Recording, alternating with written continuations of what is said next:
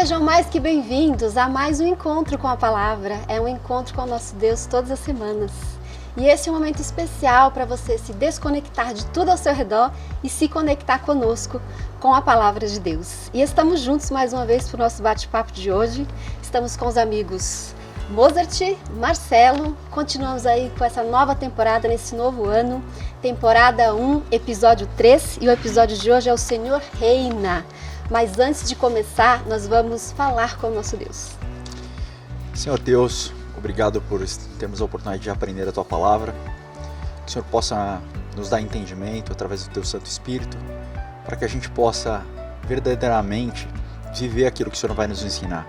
E também compartilhar com pessoas que vão passar por dores, aflições e que muitas vezes não te conhecem no dia a dia. Que o Senhor nos capacite, nos use e nos ensine ao que fazer. Isso que eu te peço e agradeço em nome de Jesus. Amém. Amém.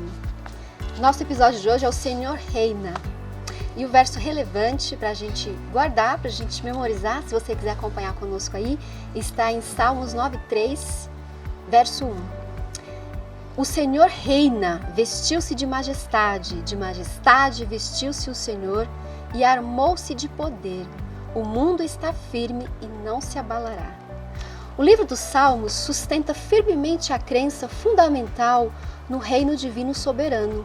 O Senhor criou e sustenta tudo o que criou.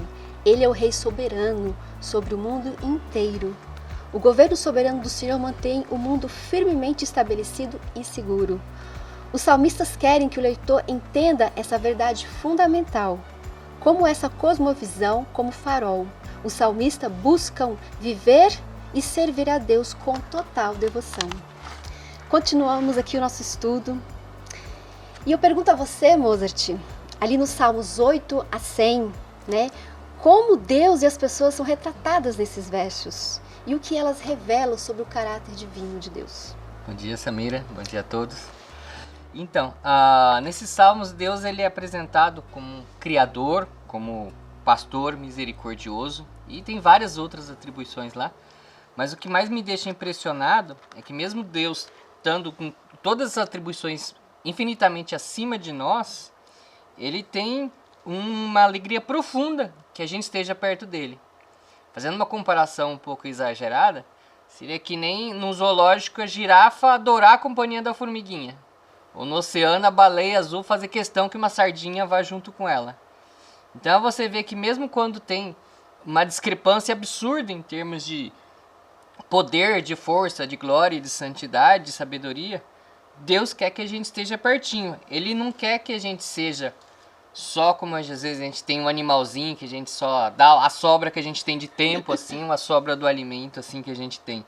Ele quer realmente que a gente esteja sentindo em conexão profunda com Ele. Então, até em Isaías 1:18, mesmo Deus sendo infinito em sabedoria, Ele fala: vinde e arrazoemos. É como se a gente tivesse um mínimo de condição de discutir com Deus, e nós não temos isso, mas ele convida as pessoas: se você tem alguma dúvida sobre o meu caráter, venha, discuta comigo. Então, o que me chama a atenção nesses Salmos 8 e 100 é justamente isso, a grandeza de Deus e se contrapondo o amor tão profundo que quer estar com uma pessoa tão abaixo dele como nós. Que maravilha, né? E as expressões seu povo e rebanho do seu pastoreio revelam que o desejo de Deus de um relacionamento estreito com seus filhos. Exatamente isso que você falou, moço, de um Deus soberano, grandioso, majestoso em poder, grandioso, que criou esse universo inteiro infinitamente, né? E esse Deus tão grandioso tem prazer em se relacionar com as suas criaturas. Esse é o caráter de Deus, né? Um Deus grandioso, mas um Deus que quer estar pertinho de nós, se relacionando intimamente, né? E como a gente muitas vezes aceita isso, né? O Deus criador, né? Como é que a gente reage a essa verdade muitas vezes? Muitas vezes não aceita esse Deus como criador, né? Exato. Não entende que esse Deus, esse soberano do universo, que ao mesmo tempo é grandioso, que reina, mas ao mesmo tempo que está aqui conosco, pertinho, intimamente, né? E olha só, Deus chama as estrelas pelo nome, né? Imagine o quanto Ele se importa conosco. Então nós somos mais que especial para Deus.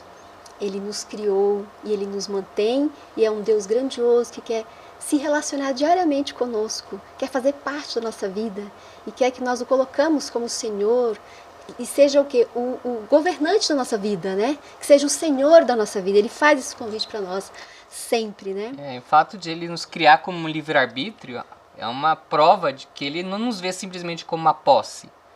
Ele nos quer como uma companhia mesmo. Então, Com realmente, certeza. assim, não somos objetos inanimados para ele. Com Nós certeza. somos pessoas que ele realmente quer receber um amor de volta. A declaração reina o Senhor é solenemente proclamada no Salmo 9:3 e vários outros, né? E eu pergunto a você, Marcelo, o que caracteriza o reinado do Senhor? Samira, eu vou te falar que é bem desafiador falar de reinado para nós, né? Com certeza. A gente não vive a realidade do que é um reino. A gente está acostumado a uma democracia. E aí é interessante, né? A gente vê isso na nossa realidade. Então, quando a gente fala de que o Senhor reina, né? Como que é enxergar o que é um rei? Um rei tem um poder total, absoluto. Não é discutível as coisas. Ele ordenou, aquilo tem que acontecer. Isso é muito difícil a gente enxergar no nosso dia. E aí começam os questionamentos de justiça, não é justo. Será que isso não é um Deus que é tirano, que não respeita as pessoas?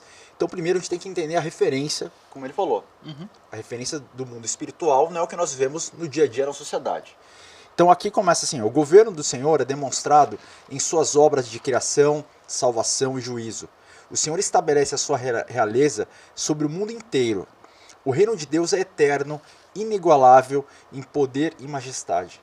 Mas nem todos, nem mesmo governantes terrenos, o fazem, pelo menos por enquanto. O reinado do Senhor é constantemente desafiado pelos ímpios, que o negam, zombam dele e oprimem o seu povo. Então, quando a gente fala de, por exemplo, como que o reino do Senhor, né, como que o Senhor reina? Exatamente através dessas situações que eu comentei. Né? Mesmo com as coisas que não o obedecem, ele não sai da posição dele. Ele não desce ao nível de uma pessoa que não o respeita. Ele o ama do mesmo jeito. E isso mostra o quanto ele tem poder, o quanto, independente de a pessoa acreditar ou não acreditar, as coisas acontecem. O sol vai nascer, né? Ele vai se pôr todos os dias, vai vir a chuva, vão ter as tempestades, e Deus está no controle de tudo. Então, através das obras, através da salvação, o plano que ele criou de nos resgatar, mesmo nós não merecendo. Sim. Então isso prova o que não dependeu de nós.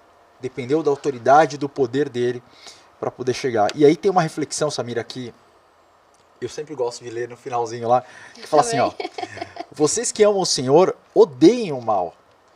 Porque o nosso amor por Deus deveria nos levar a odiar o mal. Como esses dois conceitos estão relacionados?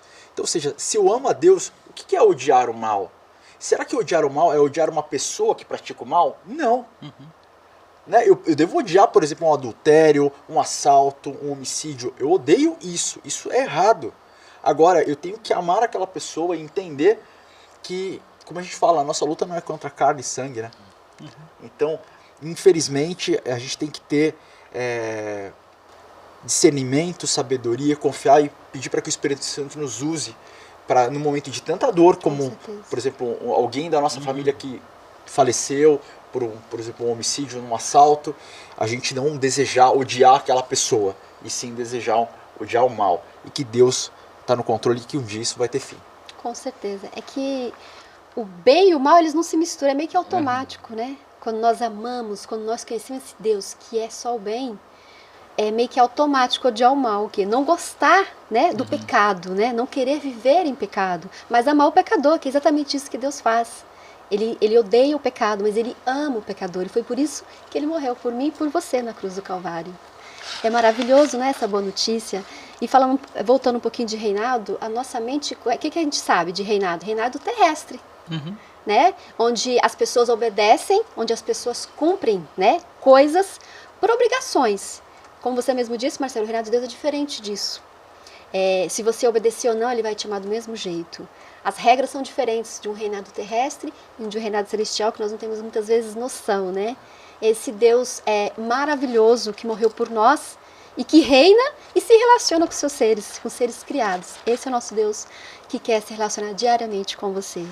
Uma coisa, eu gostei do verso que ele comentou, que é o verso 10, tem a segunda parte que fala: ele guarda as almas dos santos e os livra das mãos dos ímpios.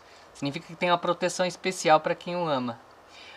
E esse verso tem que ser bem interpretado, assim como no verso no Salmo 91:7, que é correlato, que fala: 1000 cairão ao teu lado, 10.000 à tua direita e tu não serás atingido.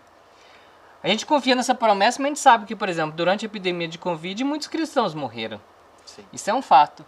Então a interpretação que a gente tem que dar desse fato é que assim, Deus está prometendo proteção, mas em determinados momentos, se o plano dele for que você não permaneça nessa terra, ele não está te abandonando. Ele está te guiando até o final da sua vida, até o final dos seus dias. E o sentido então é que o cristão que é ligado a Deus, ele não é abalado por nada, nem a morte. Nada é capaz de abalar a fé dele e nada o faz se sentir desamparado ou sozinho. Realmente, esse é o sentido. Com certeza. E o nosso Deus, ele é o Rei soberano, governador do mundo inteiro, mas também é juiz. E os Salmos nos chamam a ter o quê? Alegria em antecipação a esse juiz. É possível? Será que a gente tem alegria antes desse juiz? Porque muitos têm esse juiz, né? Onde todos seremos julgados, né? Como o juízo de Deus, Mozart, pode ser uma boa notícia para as pessoas hoje, já, antes dele chegar ainda. E aí? Você falou desse temor que muita gente realmente tem. E a gente pode entender que aquele que se relaciona diariamente com ele e busca estreitar esse relacionamento, não teme o dia do juízo. Quem teme o dia do juízo é quem não faz isso. Porque a pessoa que está relacionada com Deus e está estreitando o relacionamento, ela sabe que Deus é justo. Deus vai tentar te dar o máximo de oportunidades de salvação. Ele vai... a salvação da pessoa não vai ser pelas obras, mas sim pela graça e pela fé e pelo estreitamento desse relacionamento. Então, assim, você estando conectado a Deus, você não teme o juízo. Você teme o juízo quando você sabe que você não está conectado. Então, realmente, assim, o juízo, ele é algo, assim, temeroso para quem sabe que está devendo. Então, o nosso apelo é que a gente realmente busque estar junto com Ele, porque estando junto com Ele, naturalmente as nossas obras vão ir na direção da lei dele. Então, esse que é o sentido, assim, do juízo, de você se colocar à disposição de Deus, assim, e da sua palavra, e que o que é necessário para você estar preparado naquele dia, naturalmente esse relacionamento vai te conduzir para agir da tal forma. Então é uma boa notícia, né, o juízo? A gente pode ficar tranquilo, é isso? Para quem está indo nessa direção, sim. Para quem não está indo nessa direção, é preocupante mesmo. E Marcela, é possível ter paz, né? Como a gente ter paz e a certeza da salvação no momento do juízo? É possível? Ou é aterrorizante? Não. É que assim, juízo é uma palavra pesada, né? Isso. Você tem como julgamento, né? Um ponto que eu achei interessante aqui, que fala na lição, é o seguinte: o Senhor sonda o coração das pessoas como parte do seu juízo. Ou seja, o que você sente de verdade? É muita questão do relacionamento, né? Então, é o amor, né? É aquela história, poxa, se eu amo aquela pessoa, eu amo a Deus, eu tenho que confiar que Ele pode sondar meu coração. Não significa que eu seja perfeito, mas se isso é verdade, eu não tenho do que temer. Agora, se eu estou fazendo um teatro, uma fachada para mostrar para terceiros, aí sim você tem que ter, porque o seu coração, você não vai ter como enganar. E Deus vai sondar o teu coração. Então, isso que é a base aí do juízo, que para mim, eu achei interessante, chamou bastante minha atenção, até ia comentar aí da tua parte. Com certeza, os Salmos, ele nos convida a descansar no Senhor. O juízo, ele é uma boa notícia, sim, porque o que importa é aceitar esse Jesus que morreu na cruz do Calvário por mim, por nós, por todos os seres humanos. E nós podemos ter a certeza da salvação, sim, não pelo que você faça, porque a nossa salvação não será pelas nossas obras, mas será em aceitar a graça e a misericórdia de Deus na cruz. O que Deus fez por nós ali é a cruz, somente a cruz que vai nos salvar. E o que vem depois de obediência aos mandamentos e um relacionamento com Cristo vem da aceitação dessa morte na cruz, do Calvário por cada um de nós. Não devemos nos preocupar com o juízo. Deus, ele vai sondar o nosso coração. nós devemos nos preocupar e nos relacionar com esse Senhor, com esse Deus que já morreu por você na cruz do Calvário. E o passaporte para você ser salvo já foi garantido, que foi a morte de Jesus na cruz do Calvário.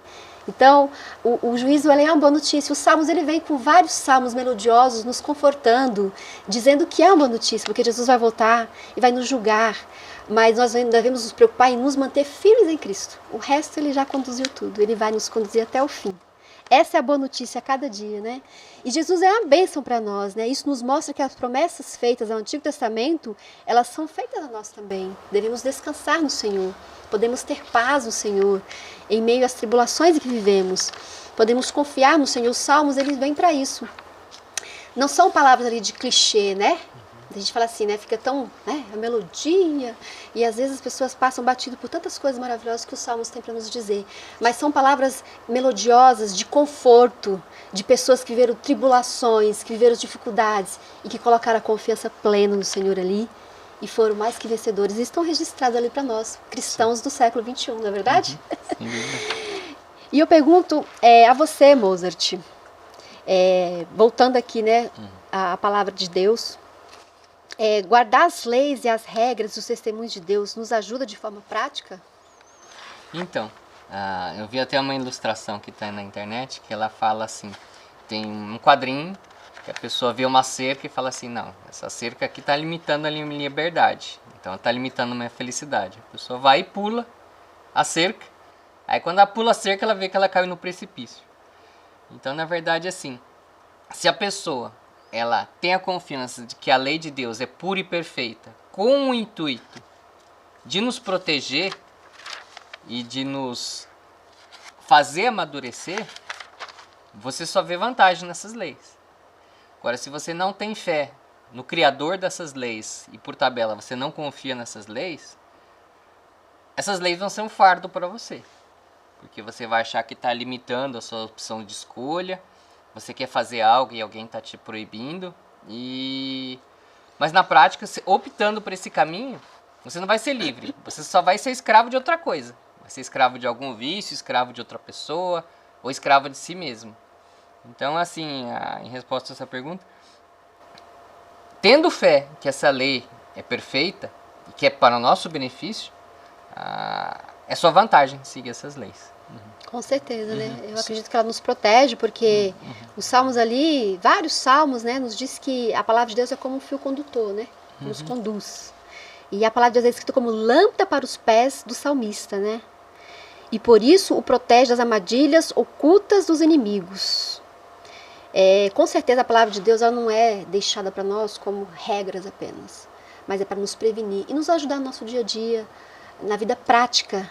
Porque quando nós aceitamos Jesus como nosso Salvador pessoal, automaticamente a lei de Deus ela faz parte da nossa vida. E Deus a criou para nos ajudar, para nos proteger das armadilhas. O quê? É um espelho, né?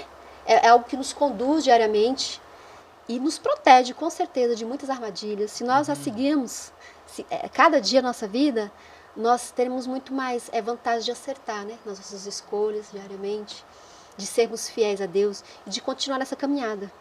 Ela não é algo que existe só para não faça, não pode. Muitos a vê assim, né? Mas que é isso? Que Deus é esse que te pede para não fazer nada? Mas a lei de Deus, ela é perfeita. Uma coisa, só um complemento em relação a essa questão. A gente vive num mundo de pecado, num país de pecado, assim, onde que para muita gente compensa o mal. Se todo mundo tivesse convencido de que o bem prevalecia em 100% do tempo, todo mundo sabe fazer só o bem. Então, em muitas situações, seguir a lei de Deus no curto prazo parece uma desvantagem, parece um prejuízo, parece que realmente você está sendo tolo. Mas assim, a gente sabe que no longo prazo, obedecer a lei de Deus é o caminho mais sábio, com certeza. Samira, um ponto que eu achei interessante é que essa parte que a gente está falando agora, ela se conecta com a aliança que a gente estava falando anteriormente. Porque fala assim, na aliança o principal chamado é para permanecer fiel ao pacto, observando as leis divinas. Israel também é chamado a testemunhar de Deus às nações, porque ele deseja que os povos se unam a Israel. Então, quando a gente fala de aliança, de leis, de compromisso, né? O que é uma aliança? Por exemplo, a maior referência de aliança que a gente tem é no casamento. Exato. Então, será que aquele metal no dedo é que faz a diferença no casamento? Não. Claro que não. Aquilo simboliza o quê? Um compromisso. Então, quando a gente enxerga, por exemplo, uma aliança com Deus, um compromisso de seguir as leis dele, o que é a lei? A lei é algo para te punir, para te privar ou para te proteger? Aquilo eu sempre enxerguei que as leis elas são uma cerca. Não para me privar de algo, mas para me guardar. Ó, ali tem um abismo, cara. Você passar que você vai cair. O que é um guarda-reio? Eu lidero pessoas, né? Eu atuo na área comercial e eu sempre falo isso para minha equipe. Eu falo assim, olha, eu sou o guarda-reio. Então, às vezes, vocês vão sair da pista. Sair, eu vou lá e pá, volta para lá, para você não cair no abismo. Claro. Então, muitas vezes, a vida com Deus é exatamente enxergar isso. E hoje a gente vive um momento que as pessoas não gostam muito de compromisso. As pessoas não gostam. E tudo, por exemplo, a lei é uma coisa para me privar, então eu não quero obedecer. E é muito complicado isso. É só voltar ao princípio. O princípio é uma aliança. E a aliança é feita com compromisso do dia a dia. E a nossa parte é o quê? Nos manter firmes. Não quebrar o quê? Essa aliança com Deus. Esse é o segredo. Se nós mantivermos firmes com Cristo, diariamente, e continuar com o nosso acordo com Deus, porque Ele continua sempre, né? Ele é perfeito, Ele sempre cumpriu as suas promessas. E Ele nunca vai descumprir. Nós é que somos os pecadores descumprimos, né? E o segredo é esse. E como permanecer firme, né? Como não quebrar as leis com Cristo?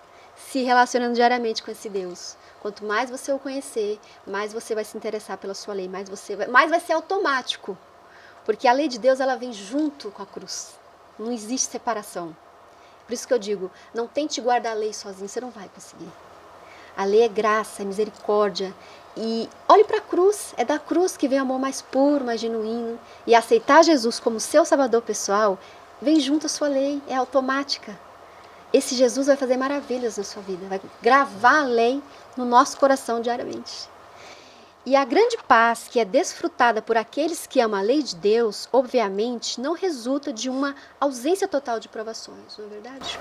Isso não quer dizer que nunca mais vamos ter provações, dificuldades, porque nós vemos o quê? Um grande conflito entre o bem e o mal.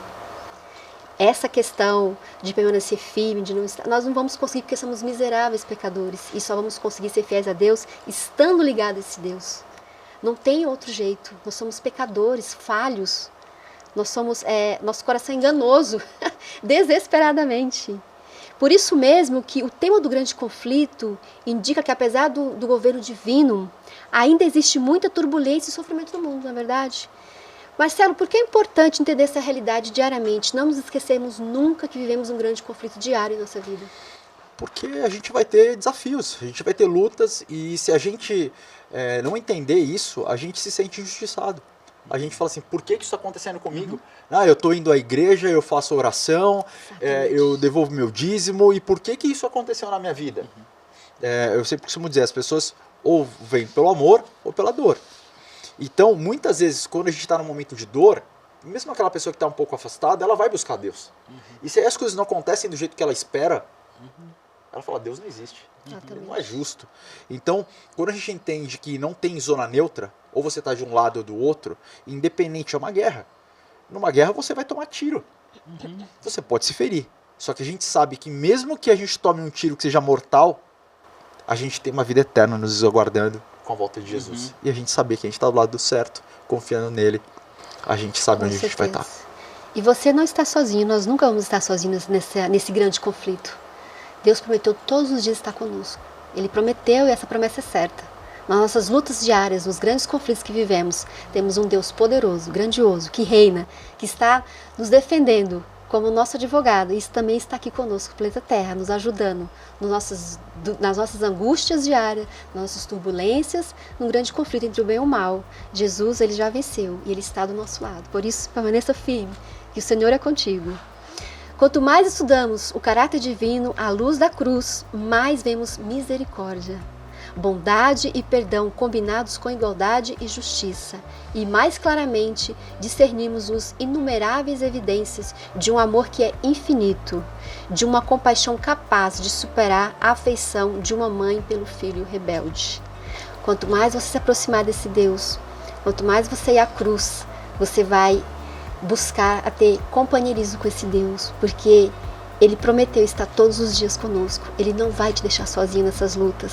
Ele morreu por você. o que Deus poderia te dar de mais valioso, Ele já te deu, que foi a vida. Por isso, busque este Jesus todos os dias da sua vida. E Ele prometeu, e suas promessas são fiéis. Ele vai estar conosco todos os dias, nesse grande conflito diário, mas o Senhor já venceu e nós somos mais que vencedores em Cristo Jesus. Querido e bom Deus, muito obrigada porque Tu morreu por nós na cruz do Calvário. Muito obrigada por ter um Deus fiel que cumpre as suas promessas. Tem misericórdia de nós e fique conosco todos os dias da nossa vida, nos dando Tua paz, Tua alegria, Tua harmonia e o desejo de Te buscar. Nos ensina a ir à cruz todos os dias, meu Deus, pois é lá que vem o amor, a misericórdia e a graça. É lá que nós vemos que somos miseráveis pecadores, que carecemos de Ti todos os dias. Nos dê Tua paz, Tua alegria e Tua harmonia, em nome de Jesus. Amém. Muito obrigada pela sua companhia. Continue conosco. Temos mais encontro com a palavra nas próximas semanas. Tchau, tchau. Fique com Deus.